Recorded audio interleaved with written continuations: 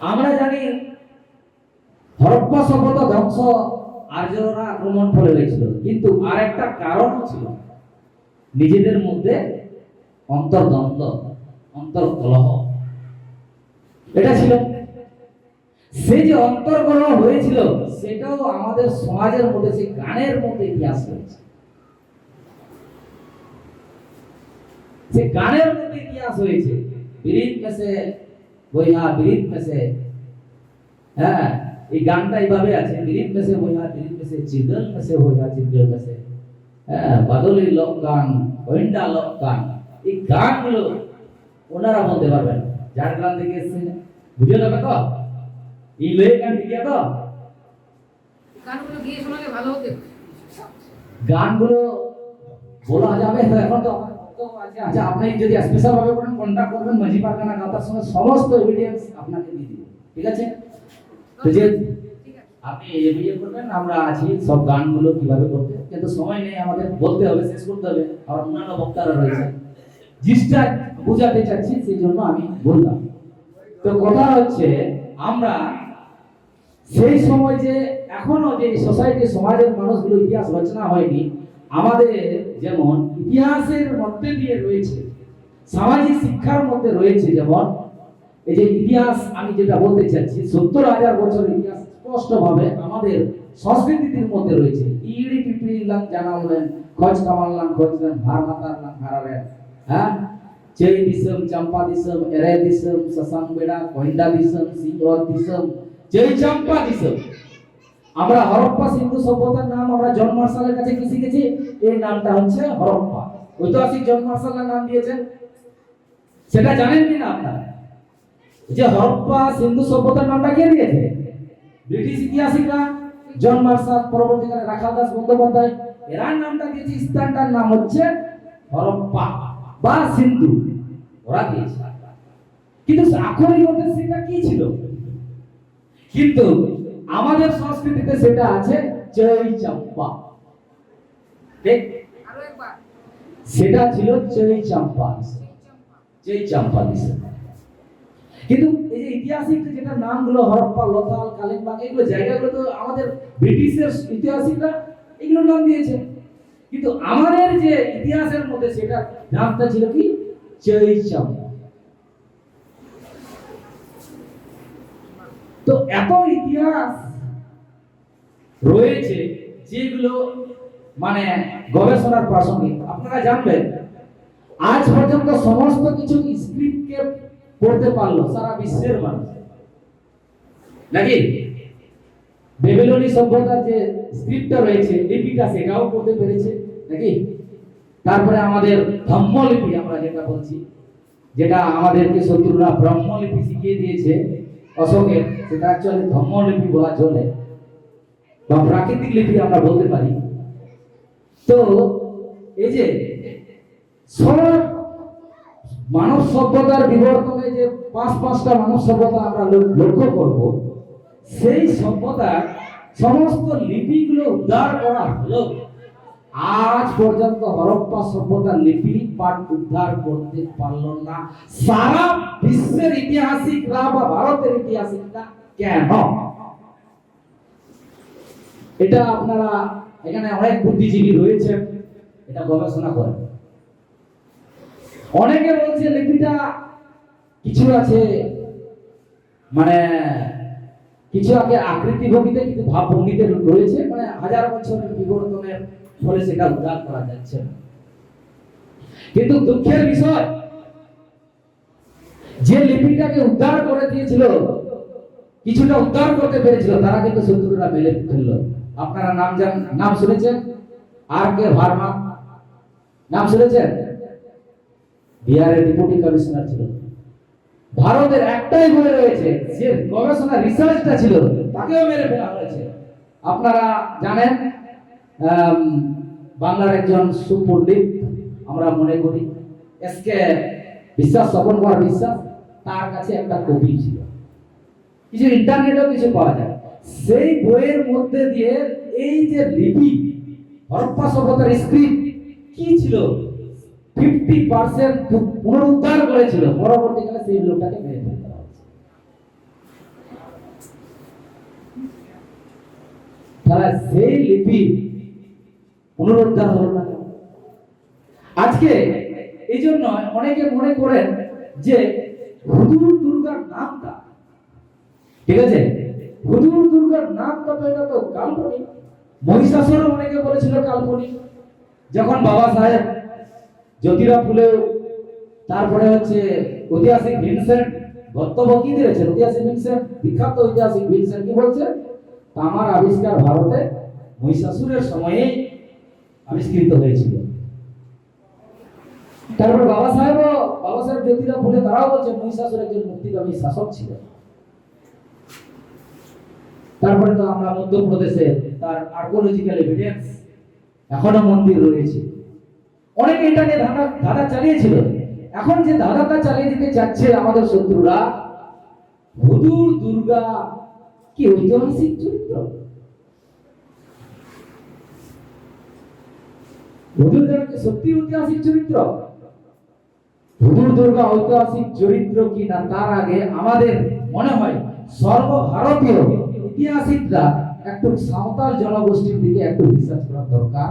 মনে পড়ে মাঝি পারগানা, যদি সাঁওতাল জনগোষ্ঠীর মধ্যে যদি সেটাকে রিসার্চের দিকে সারা বিশ্বের ইতিহাসিকরা যায়, তাহলে হুজুর দুর্গা পুনরুদ্ধার হয়ে যাবে। হুজুর দুর্গা পুনরুদ্ধার হয়ে যাবে ঐতিহাসিক চরিত্র কি না। কেননা হুজুর দুর্গা অনেক ইন্টেলিজেন্স বা অনেক বুদ্ধিজীবীরা বিভিন্ন ভাবে ব্যাখ্যা করেছেন। যেমন এই যে সিলটা, এই যে সিলটা, এই যে আপনারা হরপ্পা সভ্যতার যে সিলটা দেওয়া হয়েছে, এটা প্রথমে Rameshchandra Majumdar, S Chowdhury, S S Dutta এরা বলছিল পশুপতি সিল ঐতিহাসিক নাকি, এটা ব্যাখ্যা দিয়েছিল এটা হচ্ছে পশুপতি সিল। যখন আমাদের শোভন কুমার বিশ্বাস যে সেই কালে সিন্ধু হরপ্পা সভ্যতা ধম্ম যে বইটা যখন উল্লেখ করলেন, না 28তম বুদ্ধ হচ্ছেন 28তম বুদ্ধ, তার আগেও বুদ্ধ ছিল, বুদ্ধ একটা পরম্পরা নীতি। তখন মনে করলেন হতে পারে ইনি একজন প্রথম বুদ্ধিস্ট হতে পারেন,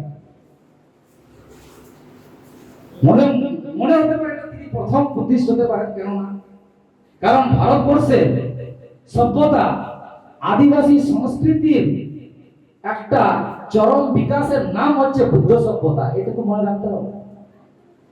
কারণ বুদ্ধ যে আপনারা জানেন, বুদ্ধের যে নাম আমরা যেটা জানি সেটা হচ্ছে গৌতম নাকি, কিন্তু এই গৌতম নামটা অনেকটা ব্রাহ্মণীকরণ করা হয়েছে।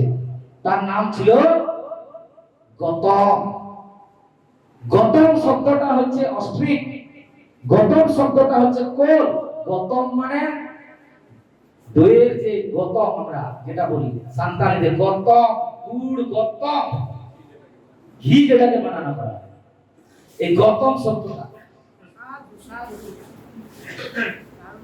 বুদ্ধের যে মা ছিল কি ছিল, কোন বংশী, সাক্ষরতা ছিল, আদিবাসী ছিল।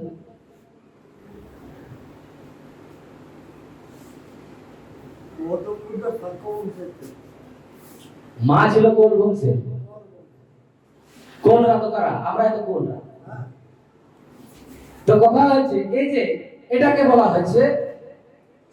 তো আমরা এখানে দেখবো চিত্রটা স্পষ্ট ভাবে লক্ষ্য করবেন, সিং রয়েছে নাকি, লেখা আছে ছবিতে সিং। তো এই সিংটা কি হতে পারে? এখনো মধ্যপ্রদেশে যাবেন, আমাদের যারা ট্রাইব রয়েছে তারা কিন্তু মাঝে মাঝে মুসের সিং গুলো রাখে। এটা ছিল তার পরম্পরা, এটা একটা পরম্পরা। এটা যোগী হতে পারে, উত্তর হতে পারে, কিন্তু উনি ছিলেন রাজা। স্পষ্টভাবে অস্ট্রিক সিভিলাইজেশন অফ নিত্যানন্দ আপনারা বইটা পড়বেন, উনি কিন্তু ডাইরেকশন দিয়েছিলেন। তাহলে উনি সিং পড়েছে, রাজার মতন বসে রয়েছে। এখনো মধ্যপ্রদেশের মানুষরা এখনো এই মুসের সিং তাকে ব্যবহার করে। এই যে মহিষাসুর নামটা আমাদের মিলনদা ব্যাখ্যা করেছেন, অনেকবার ব্যাখ্যা আপনারা শুনেছেন। এই মহিষাসুরের নামটাকে আমরা ছত্তিশগড় মধ্যপ্রদেশে যাব, তখন এই মহিষকে কি বলা হয়? মহিষাসুর নাকি? মহিষাসুর, ময়নাসুর, এইভাবে ভারতবর্ষের বিভিন্ন প্রান্তে বিভিন্ন ভাবে একে মানত আমাদের সমাজের মানুষ। কোথাও এই মহিষাসুরকে ধন দেবতা হিসাবে মেনেছে, কোথাও একে বন দেবতা হিসাবে মেনেছে, কখনো আবার কুল দেবতা হিসাবে মেনেছে এই মহিষাসুর, কিন্তু সকলে মানত বিভিন্ন। কিন্তু আমাদের যারা অস্ট্রিক সিভিলাইজেশনের আমরা যারা এখন বর্তমান ট্রাইব জনগোষ্ঠী, আমরা কিন্তু একে হুদুর দুর্গ নামে আমরা মানতাম। তার একটা নিদর্শন আপনাদের সামনে তুলে ধরছি। আমরা যখন, এটা তো আমরা হুজুর স্মরণ সভা যেটা আমরা দিল্লিতে প্রথম হয়েছিল, সেটা প্রথম হয়েছে 2011 সালে। কিন্তু অনেকে মনে করতে পারেন এটা হুজুর স্মরণ সভা মনে হয় 2011 সালে এটা প্রভাব ফেলেছে, কিন্তু না। উত্তরবঙ্গে আমরা কাজ করতে গিয়ে একটা জায়গায় আমরা খুঁজে পেলাম 1990 সালে, কাগজটা আমি লিখে দিয়েছি, কারা যদি এভিডেন্স দেখতে চান মাঝি পারগানার গাওতার কাছে প্রমাণ দেখতে চান, আপনারা এই কোন ধারা ভিত্তিতে কথাগুলো বলছেন আমাদের কাছে আছে। মাঝি পারগানা গাওতার দায়িত্ব নিয়ে কথা বলছে যে এভিডেন্সটা 90 সালে যে ক্লাবটা নাম দিয়েছে হুদুর দুর্গা। হুদুর দুর্গা যে ক্লাবটা নাম দিয়েছে 90, অসুর সভা শুরু হয়েছে কবে? 2011 সালে। সেই মানুষগুলো জানলো কি করে? কি করে জানলো? যখন আমাদের সংগঠনের কর্মকর্তারা যায়, তারা বলছে আমরা যখন সান্তাল পরগনা থেকে আসি তার আগে থেকে ওদের পূর্বপুরুষরা এটা বলে এসেছে, জেনেছে। আর দুর্গা নামটা পুংলিঙ্গ, এটা কোনো স্ত্রীলিঙ্গ নয় নাকি? দুর্গা নামটা এখনো পুংলিঙ্গ, দুর্গা এখনো আছে। আমি তার এভিডেন্সটা নিয়েছি, ডকুমেন্টসটা নিয়েছি যে দুর্গা নামটা পুরুষের, মহিলাদের। তাহলে দুর্গা নাম যদি পুরুষের হয়, আমাদের যে সোসাইটির পরম্পরা অনুসারে আমার ছেলে যদি হয়, আমার ছেলের নাম দুটো থাকবে, একটা আমার বাবার নাম থাকবে আর একটা ডাক নাম থাকবে। কি বুঝতে পারলেন? দুটো নাম, কি বংশ পরম্পরা নাম রাখতে হবে। আমার ছেলে যদি নাম হয়, ডাক নাম যদি সিদ্ধার্থ হয়, আমার বাবার নাম মানু, তাহলে মানু নামটা রাখতেই হবে। এটা সমাজের কাস্টম, এটা রুল। সেই পরম্পরা অনুসারে আজও দুর্গার নামটা এখনো আছে। কিন্তু আপনি ব্রাহ্মণ্যবাদী সমাজে দেখেন, তাহলে কি লক্ষ্য করবেন? মহিলাদের নাম দুর্গা চ্যাটার্জি, দুর্গা ঘোষ, তাই না? কিন্তু যারা নন সারেন্ডার ট্রাইব জনগোষ্ঠী, আমাদের মধ্যে যারা, দুর্গা নামটা কেবলমাত্র বেটা ছেলে। ডকুমেন্টস আমরা নিয়ে এসেছি, আধার কার্ড, যাতে আপনারা বুঝতে পারেন। এটার মধ্যে থাকা যেন না থাকে আমাদের লড়াই। তো এটা হচ্ছে, যদি হয় এটা, তাহলে সেই এই চিত্রটাকে হতে পারে না দুর্গা। সারা বিশ্বের ইতিহাস কি বলে? ঐতিহাসিকদের রেফারেন্স আমরা চাই। মিথ্যা কাহিনীকে ঢুকিয়ে মানুষগুলোকে দমাতে চাচ্ছে। দুর্গার কোনো নৃতাত্ত্বিক এভিডেন্স রয়েছে? আর্কিওলজিক্যাল এভিডেন্স কোনো কিছু রয়েছে? দুর্গার একটা কাল্পনিক নাম। মহিষাসুর ঐতিহাসিক নাম, হুদুর দুর্গা ঐতিহাসিক নাম। তো এই জিনিসগুলো আমাদের ক্লিয়ার হতে হবে, কেননা এই অসুর সভ্যতা শুধু ভারতে ছিল না, গোটা বিশ্বে ছিল। আপনারা 5টা যে মানব সভ্যতার বিবর্তনের ইতিহাস অনেকবার আলোচনা হয়েছে, ওই জন্য এইভাবে কথাগুলো আমি আপনাদের সামনে বলছি, কেননা সকলে এখানে সচেতন ব্যক্তিরাই বেশি এসেছেন আমি মনে করি। এই জন্য এই স্ট্যান্ডার্ড আমাকে কথা বলতে হচ্ছে, কারণ সময় এত কিছু ব্যাখ্যা করার সময় নেই। তো এক সময় যে সারা বিশ্বের মানুষগুলো ছিল, এই অস্ট্রিক জনগোষ্ঠীর মানুষগুলো, আপনারা ভাষা তত্ত্ববিদ পরিমল চন্দ্র মিত্র, ডক্টর সুনীতি কুমার চট্টোপাধ্যায়, এদের বইগুলো আপনারা জেনে নেবেন। এই যে বেবিলন সভ্যতা, যেটা অসুর সভ্যতা আমরা বলছি, এই বেবিলন কে বলা হয় মেসোপটেমিয়া, নাকি? এটাই তো। এই মেসোপটেমিয়া শব্দ, এটা কোন শব্দ? এটা কোন অস্ট্রিক শব্দ? মেসোপটেমিক, মেসোপটেমিয়া, ইরাক। আমরা যেটা জানলাম ইরাক, এখানে লেখা আছে জরথেস্ট্র, যেটা বুদ্ধের অনুগামী ছিল বা সূর্য উপাসক ছিল। এই যে ইরাক যে শব্দ, এই শব্দটা কি? এটাও অস্ট্রিক শব্দ। ইর, আমরা সাঁওতাল দেশে বলে ইর, কোন জমি থেকে ধানকে কেটে নেওয়া, সেটা কি হয়? ইর। ইর কোথা থেকে? ইরাক। আফ্রিকা, সমস্ত দেশ যারা ভ্রমণ করেছিল, বললাম না মাইগ্রেট হয়েছিল, যে যে দেশে ভ্রমণ করেছিল, যে বললাম ইরিড়ি পিপিড়ি খরচকামান চেই চাম্পা, এরে কয়ন্ডা বাদলি, এই সমস্ত দেশে ঘুরেছিল, তারা এক একটা করে নিদর্শন করেছে। আমরা জানি ভারতবর্ষে আর্য আক্রমণ হওয়ার পরে কিছু মানুষ এখান থেকে পালিয়ে যেতে হয়েছিল, ইতিহাসটা আমরা জানি। তো সমস্ত দিকে যে পালিয়ে গিয়েছিল তার মধ্য দিয়ে আমরা লক্ষ্য করব, সেটাও ইতিহাস সোসাইটির মধ্যে রয়েছে। চিতাং দিসম গ্রহর আলম চালা, চিতাং দিসম গ্রহর আলম সেটেল, তল মিয়াকো গ্রহর সিকড়ি মিয়াকো। এগুলো গানগুলো ব্যাখ্যা করতে হবে আপনাদের সামনে, এইগুলো গানগুলোকে ব্যাখ্যা করতে হবে, ব্যাখ্যার টাইম তো নেই। তো এই জন্য আমি বলছি যে দয়া করে যে এই যে গানগুলোর মধ্যেও ইতিহাস রয়েছে। আপনারা যারা লিখছেন, যারা সাহিত্য করছেন, যারা গবেষণা করছেন, এইগুলো জিনিসগুলো যদি আরো একটু গবেষণা করেন, তাহলে প্রকৃত ইতিহাস আমরা অনুসন্ধান করতে পারবো। গবেষণা যদি আমরা, আর ইতিহাস তো শত্রুরা তাদের মতনই লিখেছে। ভারতবর্ষের ইতিহাসের চ্যাপ্টারটা কি, যারা এটাকে নিয়ে পিএইচডি করছে, বড় বড় প্রফেসর হচ্ছে, কি এই যে ইতিহাসটা কি, সেটা হচ্ছে এক বিচারধারার ইতিহাসটা। শত্রুরা তাদের বিচারধারা অনুসারে ইতিহাস লিখছে। আমাদের মানুষ সেটা বুঝতে পারছে না, সেই ইতিহাসটাকে তারা মনে করছে সেটাই তাদের ইতিহাস। যেহেতু তার পাশে ডক্টরেট লেখা আছে, প্লাস ডক্টরেট ডিগ্রি পেয়ে গেল মানে বিশাল। ইতিহাস তো সেটা নয়।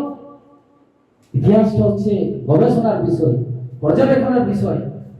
আপনাকে বিভিন্ন তথ্য থেকে সেটাকে সিদ্ধান্ত নিতে হবে, সমাজ ব্যবস্থা থেকে শুরু করে এবং সংস্কৃতি সমস্ত থেকে তুলনা করে সেই ইতিহাসটাকে আপনাকে তৈরি করতে হবে। তো এই জিনিসগুলো আমাদেরকে গবেষণা করার প্রয়োজন রয়েছে। আর একটা শব্দ বলি, এই হুজুর দুর্গা যখন মারা হয়, ঠিক আছে, তারপরে হয় দুধ দাসাই। দাসাইয়ের উৎপত্তি কিভাবে হয়েছে? সাঁওতাল কমিউনিটিতে দাসাইয়ের উৎপত্তি কি হয়? দাসাই মাছটা আসলো কি করে? দাসাই মাছটা কি করে আসলো? এই যে নাচটা দিল, আপনারা দেখলেন, এই নাচটা দিল না, এই যে আমাদের যারা এসেছিলেন সাথীরা, এটা দাসাই ছিল। দাসাই আসলো কি করে এবং ভুয়ংটা কিভাবে ঢুকলো? অ্যাকচুয়ালি এগুলো তো গবেষণার বিষয়, আমি শর্টে বুঝিয়ে দিই আপনাদের, কেননা এই জিনিসটাকে আমাদের যেহেতু বিষয়বস্তুটা এটা গবেষণা প্রসঙ্গে কথা বলা। দাসাই এটা একটা মাসের নাম, ঠিক আছে? 12টা মাসে 12টাই নাম আছে। পুষ, মাঘ, ফাল্গুন, চৈত, বৈশাখ, জ্যৈষ্ঠ, আষাঢ়, শ্রাবণ, ভাদ্র, আশ্বিন মাসটাকে বলা হয় সরাই, না মিলনদা? তারপরে আসে দাসাই, তারপরে দাসাই পরে সরাই। তো দাসাই মানে প্রকৃতি থেকে যেটা শিখেছে সেটাই তার মাসটা চিহ্নিত করা হয়েছে। যেমন আপনারা একটা ছাতা দেখলেন, মিলনদা খুব ভালো লাগলো। এই ছাতা পরবটা উৎপত্তি হয়েছে কি করে? চৈত্র মাসে ছাতা হয়, পাতা হয়, এগুলো অনেক ইতিহাসে গবেষণা। আমি যে জিনিসটা বোঝাতে চাচ্ছি আপনাদেরকে, এই যে মাসগুলোর নাম হয়েছে কি করে? যেমন ভান্ডু হয় মানে ঘূর্ণিঝড়কে বলা হয় ভান্ডু। ভান্ডু মানে ঘূর্ণিঝড়। এই ঘূর্ণিঝড় থেকে যে নামটা আছে ভাদ্র মাস, ঠিক আছে? সেইভাবে দাসাই নামটা কিভাবে এসেছে? কোন এক কালে, প্রাচীন কালে কোন এক সময় এই জনগোষ্ঠীগুলো, এই জনগোষ্ঠী একটা প্রকৃতির দুর্যোগের মধ্যে পড়েছিল এবং সেটাকে কি বলা হয়, আগুনের জলের মধ্যে সেটাকে কবলে পড়েছিল। সেখান থেকে তারা পরিত্রাণ হয়। দা মানে জল, সাই মানে সেঙ্গেল, দাসাই মানে সেঙ্গেল, দা মানে অগ্নি বৃষ্টি হওয়ার পর শান্ত হয়ে যায়, সেখান থেকে নামটা হয় দাসাই মাসটা। সেই সময় দাসাই মাছটা, কিন্তু দাসাই পরবটা উৎপত্তি হলো কি করে?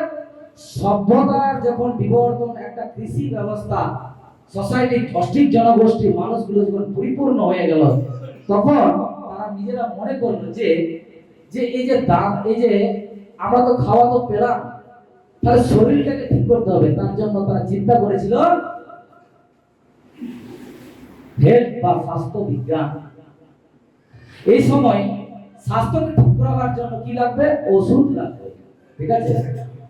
ভেষজ ওষুধ, সেটা গবেষণা করতে কিন্তু এই জনগোষ্ঠী তখন শুরু আরম্ভ করে। এই সময় যারা ভালো জানতো তাদেরকে বলা হতো মাস্টার বা গুরু, ঠিক আছে? তো যারা এই গুরুগুলো ছিল বা মাস্টার যারা ছিল, তাদেরকে গ্রামের যারা থাকলো বা শহরে যারা থাকতো তাদেরকে শেখাতো কোন ওষুধ, কোন গাছ কি খেলে কি হয়, এটাকে যখন শেখাতো, সেই আসরকে বলা হতো গুরু আখড়া। ঠিক? মিলনদা বুঝতে পারবে আমার কথা। গুরু আখড়া আর চেলা আখড়া। চেলা মানে শিষ্যদের আখড়া। জ্যৈষ্ঠী মাস থেকে আরম্ভ হতো, এই দাসাই চাঁদ পর্যন্ত এদেরকে শিষ্য এবং গুরুরা শিখাতো বিভিন্ন সংস্কৃতি, বিভিন্ন ওষুধের নাম। সেই সময় যখন শিখলো, শিকার পরে যে গুরু যখন শিকার করে তাকে শিষ্যদের ডিগ্রি প্রাপ্ত দিল, কোন ওষুধ কতটুকু লাগবে, এটার জন্য তারা শিষ্যরা তখন কি করতো, যে গুরু তাদেরকে শিখিয়েছে সেটা গ্রামে গ্রামে, দেশে দেশে তার বিদ্যা, কোন বিদ্যাটাকে প্রচার করতো। এই সময়ে দাসাইটার উৎপত্তি, যে ওরা যে শিখেছে আনন্দের সঙ্গে সেটাকে প্রচার করত, এই সময়ে দাসাইয়ের উৎপত্তি। এই জন্যই দাসাইয়ের প্রথম গানটা হচ্ছে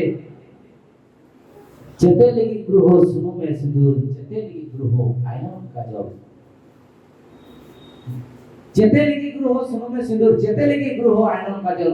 দেশ দাঁড়ান লেগি গ্রহ সুনুমে সিঁদুর, আর দিশম সাগা লেগি গ্রহ আয়নন কাজল। মাত্র মানে কিসের জন্য আমরা দেশ ধরবো, কিসের জন্য আমরা ভ্রমণ করবো? কেননা আমাদের গুরুর যে মতামত সেটাকে প্রচার প্রসার করার জন্য। এইভাবে ছিল। এই দশাইকে বলা হতো সুখ দশাই, ঠিক আছে?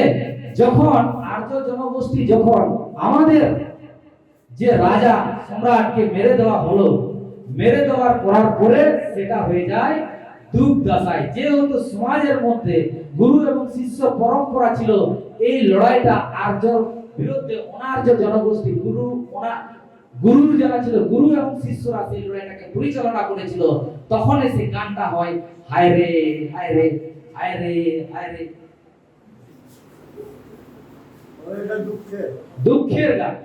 তারপরে সেই গানটা হয়, যেতে লেগে তিতারিকে গ্রহ দিবিরে দুর্গা কি ঢুকেন, যেতে লেগে গ্রহ দিবিরে দুর্গা কি বাইরে, দেশ লেগে গ্রহ দিবিরে দুর্গা কি ঢুকেন, দিশম লেগে গ্রহ বাইরে।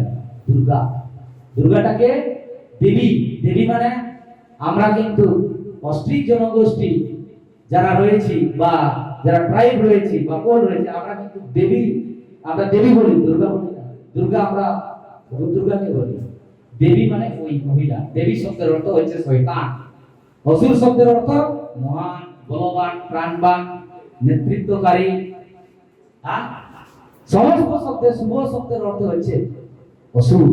যেমন আমরা একটা শব্দ জানি বাবু সাহেব, কোন ব্যক্তির নাম? বাবু সাহেব ব্যক্তির নাম? ব্যক্তির নাম নয়, এটা একটা অর্থ। ঠিক সেমনি যারা সম্মানীয় অর্থে যারা ছিল সমাজে তৎকালীন, তাদেরকে আর্য দেবতারা তাদেরকে কি বলেছিল? অসুর। অসুর মানে মহান। गर्व से कहो असुर है। जय असुर, जय असुर, जय असुर। গর্বের বিষয় ছিল আমরা মহান। কারা মহান? ভারতীয়রা। ভারতীয়রা ছিল অসুর। মহান সংস্কৃতির মানুষ, মহান সভ্যতার মানুষ, গর্বের সঙ্গে সেটাকে বলতো। অসুর মানে মহান। এখন যেমন আমরা কাউকে বলি তুমি তো মাস্টার, নাকি? তাহলে ভাববে সমাজে আমাকে একটু কি বলছে, একটু আমাকে আদর করছে, মাস্টার, ব্যারিস্টার। বুঝতে পারলেন? সেরকমই অসুর শব্দটা ছিল সেরকম। অসুর মানে মহান মানুষ। অসুর মানে মহান মানুষ। আর এখন তাদের যে গাঁজাখুড়ো গল্প আর পুরাণ বৈদ্যুতিক যে সিনেমা সিরিয়াল আর টিভি সিরিয়াল আর পুরাণ ব্যাখ্যা করে সিনেমা চিত্র নাটক সমস্ত কিছু তৈরি করে শ্বশুর মানে বাবা রে ধরে ফেলবে না। এগুলো কি হয়েছে? এগুলো যে আমি বললাম যে থিওরিতে চলছে, যে থিওরিতে রাশিয়াকে আমেরিকা রাশিয়াতে দেশ শেষ করেছিল, জন ফস্টার যে কথাটা বলেছে সেই থিওরিতে যাচ্ছে। এই জন্য সিনেমা টিভি চ্যানেল সমস্ত কিছু সাহিত্য ওইভাবে রচনা করেছে আর আমাদের মানুষকে মেরে ফেলছে। আমরা বলছি বাপ রে অসুরদেরকে শেষ করে দিয়েছে। অসুর মানে মহান, অসুররা হচ্ছে পৃথিবীর প্রথম মানবতাবাদী, অসুররাই প্রথম বিশ্বের প্রথম সর্বশ্রেষ্ঠ লাইব্রেরি তৈরি করেছিল, অসুররাই প্রথম সারা বিশ্বের যে বৌদ্ধিক বিচারধারাকে প্রচার করেছিল, অসুররা প্রথম কৃষি ব্যবস্থা শিখিয়েছিল, অসুররা প্রথম মানব সভ্যতা কিভাবে বাঁচতে হয় সেই সভ্যতার ধারক অসুররাই শিখিয়েছিল। অসুর মানে অসুর কনসেপ্টটা আমাদের ব্রাহ্মণ্যবাদী সত্যি শিখিয়ে গেছে, কারণ আমাদের শিক্ষিত সমাজ যারা শিখিয়েছে তারা কিভাবে শিখিয়েছে? পাখি কথা বলে গায়ে দুধ দেয়। কি দাদা কথাটা ঠিক বলছি? পাখি কি কথা বলে, গায়ে কি দুধ দেয়?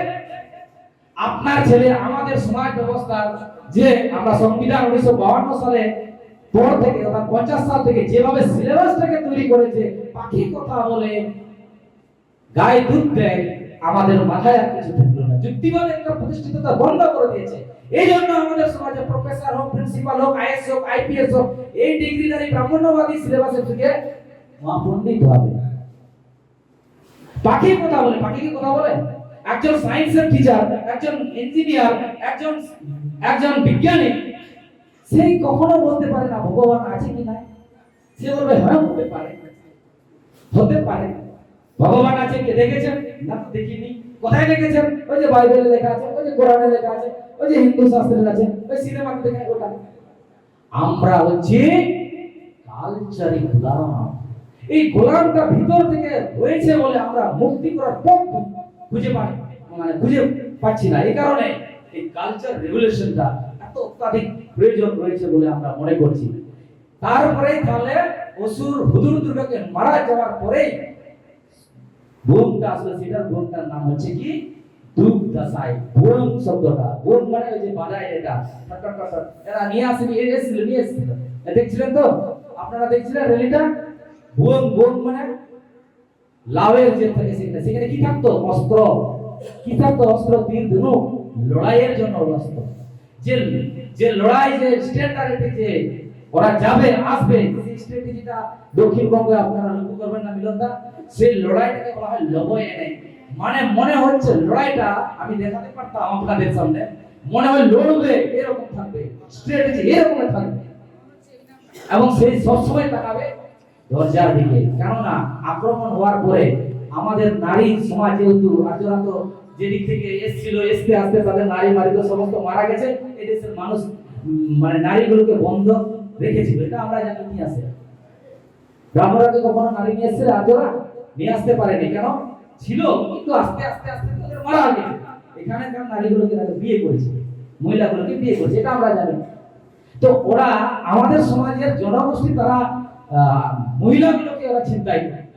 এই মহিলাগুলোকে সেখান থেকে মুক্তি করাবার জন্য লড়াই চালিয়েছিল, অনবরত লড়াই দিয়েছে হাজার হাজার বছর। সেই লড়াইয়ের রেসটা কিন্তু এখনো থামেনি। থেমেছে কি? থামেনি, চলছে। আমরা একটু আরম্ভ করেছি, এখানে মিলনদা কলকাতাতে আরম্ভ করেছে, আমরা উত্তরবঙ্গে আরম্ভ করেছি। তো এই জন্যই বই। তো এখানে একটা গান রয়েছে, আপনাদের বলে রাখি। ওকারে হো ভুন সাডিকান, ওকারে হো কাসারা বাকা, শর্মা চড়বে হো ভুন সাডিকান, আপমা লাতার গুরুহর কাসারা বাকা। তার মানে ভুনটা পরে এসেছে। সুতরাং দাসায়ের সঙ্গে ভুনটা পরে এসেছে, সেই স্মৃতি এখনো রয়েছে।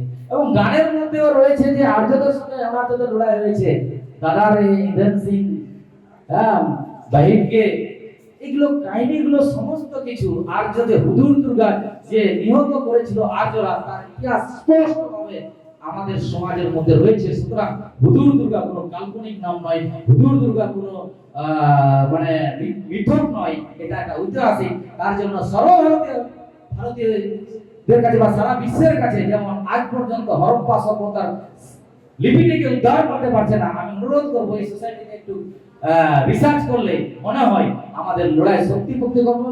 এই লড়াই মনে রাখবেন, ভারতবর্ষের লড়াই আপনারা মনে করতে পারেন গদি বনাম গদি লড়াই, মানে রাজসত্তা বনাম রাজসত্তার লড়াই, এটা ভুল করবেন।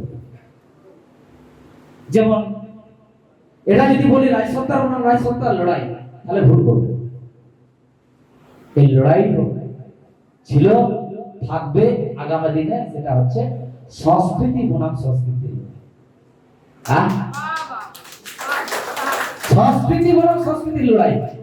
আমাদেরকে গোলাম বানালো, আমাদেরকে দাস দাস বানালো, আমরা প্রতিবাদ করতে পারছি না। মাও সিতুং কি বলছে?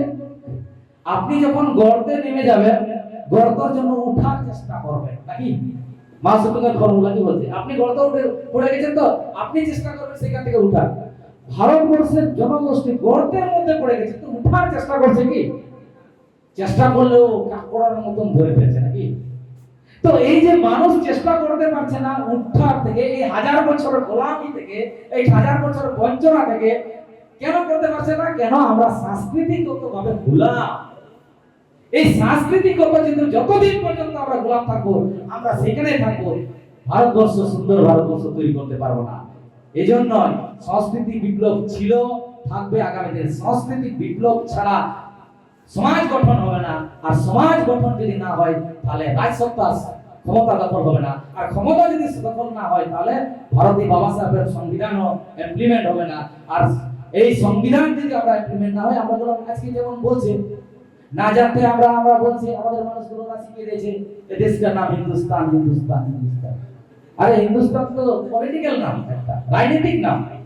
আপনারা দেখবেন গ্রামে গঞ্জে একটা খেলা হয় ফুটবল, শুনেছেন কি না? শহর বাজারের মানুষগুলো, আমরা গ্রামে থাকি তো, গ্রামের নামগুলো একাদশী, মানে নির্দিষ্ট কোনো নাম। একাদশী মানে বিভিন্ন গ্রামের বিভিন্ন স্পোর্টের প্লেয়ার একসঙ্গে একটা টিমের নাম রেখেছে, তার নাম হচ্ছে একাদশী, ঠিক আছে, খেলবে। তো ভারতের আমাদের শত্রুরা নাম দিয়েছে হিন্দু। এই হিন্দু নাম দিয়ে কি করছে? আমাদেরকে লুট করে নিচ্ছে। ব্রাহ্মণরা কখনো হিন্দু বলেনি, আগে হিন্দু বলতো, এখন ধীরে ধীরে যেহেতু এই যে আমাদের কাজ বিভিন্ন প্রান্তে হচ্ছে, এখন সেই হিন্দু নামটা বাদ দিয়ে এখন সনাতন দিকে যাচ্ছে। কেননা বুদ্ধের নামটা কাউন্টার করবে, মেরুকরণ করবে, এটাই হচ্ছে ব্রাহ্মণবাদ শক্তির নাম। তো এই দেশের নাম কি ছিল? অশোকের সময় জম্মুদ্বীপ। তার আগে নাম কি ছিল? নাগদ্বীপ। নাগদ্বীপের আগে নাম কি ছিল? সিঙ্গারদ্বীপ। সেটাকে আমরা কি বলি? সিংহদ। তার আগে গন্ডওয়ানা, নাগদ্বীপ, সিঙ্গারদ্বীপ, সিংহদ, তারপরে জম্মুদ্বীপ, নাগদ্বীপ পরে জম্মুদ্বীপ, তারপরে ভারত, নাকি? ব্রিটিশের পরে ইন্ডিয়া, যদিও মেগাস্তেনি ইন্ডিকা কেউ বলেন, মেগাস্তেনি ইন্ডিয়া কথাটা অনেক পুরনো। তো যাই হোক, এই দেশের নাম হচ্ছে এখন বাবা সাহেবের সংবিধিত লিখিত অনুসারে এই দেশের নাম হচ্ছে ভারতবর্ষ। আর এই ভারতবর্ষের সংবিধান সকলের সমান অধিকার দিয়েছে। যে সংবিধান বিশ্বে কখনো এরকম সংবিধান রচনা করতে পারে, কিন্তু বাবা সাহেবকে তাকে কলম্বিয়া ইউনিভার্সিটি থেকে বা অসমানিয়া ইউনিভার্সিটি থেকে তাকে ডক্টরেট ডিগ্রি দেওয়া হয়েছিল। যে সংবিধান সকলের জন্য সমান অধিকার দিয়েছে, যে সংবিধান সমস্ত মানুষের জন্য সমান অধিকার দিয়ে একটা সুন্দর ভারতবর্ষ তৈরি করতে চেয়েছে বাবা সাহেব আম্বেদকর, যার সংবিধানের দর্শনের মধ্যে রয়েছে বাবা সাহেব বুদ্ধের নীতি, সাম্যের নীতি। বাবা সাহেব সম্পূর্ণ বুদ্ধময় ভারতকে তৈরি করার জন্যই আমাদের লিখিত যে দলিল, স্বাধীনতার দলিল, সেই দলিলটা হচ্ছে ভারতের সংবিধান। সেটা বাবা সাহেব চেয়েছে কেন? বুদ্ধের যে দর্শন, সম্রাট অশোকের যে নীতি, সেটা সম্পূর্ণভাবে এই সংবিধানের মধ্য দিয়ে প্রয়োগ করার চেষ্টা চালিয়েছে। এই কারণে আমাদের যারা শত্রু, তারা কখনো ভারতের সংবিধান ইমপ্লিমেন্ট করতে চাইবে না। কেননা ভারতের সংবিধান ইমপ্লিমেন্ট করতে চাইবে না এই কারণে, ভারতের সংবিধান যখন 1950 সালে লাগু হয়, তখন তাদের যে হেড অফিস, সেখানে কিন্তু নেপালে গিয়ে বসে তারা প্রতিজ্ঞা শপথ করেছিল ভারতে বাবা সাহেব আম্বেদকরের যে সংবিধান, লিখিত সংবিধান ইমপ্লিমেন্ট হতে যাচ্ছে, সেই সংবিধানের মধ্যে যে ভারত বুদ্ধময় হবে, সেই সংবিধানের মধ্যে দিয়ে ভারত অসমের ভারত হবে, সেটা আমরা ইমপ্লিমেন্ট করতে চাই না। এই জন্য জোর করে এই সংবিধানকে ইমপ্লিমেন্ট না করা দেশদ্রোহের মতন কাজ চলছে। সাথে আপনারা আমার কথা শুনলেন, এই কথা আপনারা মনোযোগ দিয়ে আমার কাছে শুনলেন। অসংখ্য ধন্যবাদ সকলকে। আরেকবার জয় সুর, জয় ভীম, জয় মল্লিবাসী।